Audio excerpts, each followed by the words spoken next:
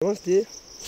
अब हामीले हारे काफल अर्थात् रुख काफल होइन, अलिकति ठुलो थोरै टिपे, अलिकति मिठो चाहिँ नहुँदो रहेछ सानो रुख।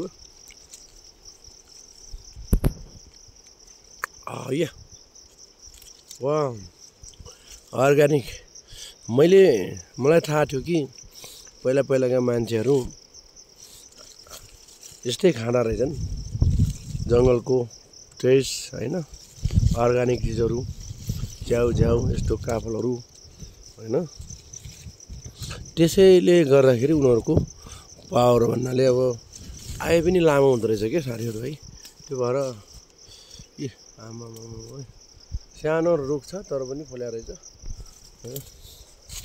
अब यसो बाटो अलिकति माथि आएर अलिकति देखेँ, खान मन लाग्यो। अलिकति पाक्दै रहेछ। अब दाँत मोर्यो, अलिकति अमिलो रहेछ ल।